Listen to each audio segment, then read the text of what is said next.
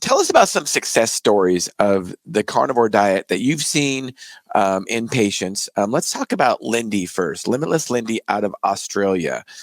She was a patient that was 700 pounds, I believe. I think she was actually up to 800 pounds at one point. Yeah, and she was going to go and do bariatric surgery, and she decided against it. I think that's a good decision. And she went carnivore, and she's lost 600 pounds or something. Tell us the story. Yeah, well, she was, I had a nice interview with her a couple months ago. Yeah, she's Australian gal. About, like you said, she was close to over 800 pounds. It's hard to measure at that certain weight, but she was up around 800 pounds. She tried everything, vegan diets, juicing, Weight Watchers. I think she had a gastric band even at some point. All of that had failed her. She was a food addict. I mean, she could not stop, no matter what, she could not stop consuming, like, I think she was like chocolates and ice creams and sweets and things like that.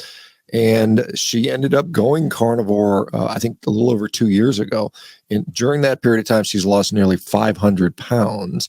And the real important, I mean, that's tremendous, obviously, of course.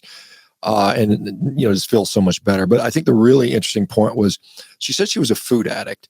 And when she went carnivore, she finally found what she called was the off switch. Like, she'd never been able to turn off the intrusive desires and cravings and thoughts around food. And finally, it went silent for her. So now she's able to negotiate the world and life and all the, the horrible food environment that we live in without succumbing to that. So, I mean, she's had a tremendous success. And she's joined, there's another guy, Todd from Montana, similar situation. He was 770 pounds. 600 pounds at age 14, by the way, which I thought was incredible. Montana kid, grew up in a, fairly poor home.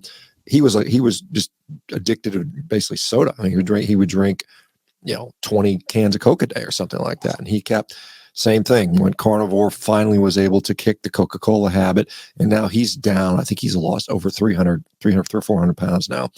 I just saw him this morning, in fact, doing great. I mean, so we've seen some tremendous, I think a lot of people either underestimate or completely ridicule the thought of food addiction, which I think clearly there are people that are, I mean, what is, if you look at what is an addiction, it's doing something that is harmful for you, and these people know it's bad. It's not like they don't know what they're eating is killing them, but they do it anyway. And so, I think it's particularly effective. If you look at any other addiction, whether it's alcohol or, any kind of drug, heroin, you would never recommend someone to say, hey, just shoot up on the weekends, it'll be fine. I mean, so I think for some of these people, the abstinence is such an important aspect of that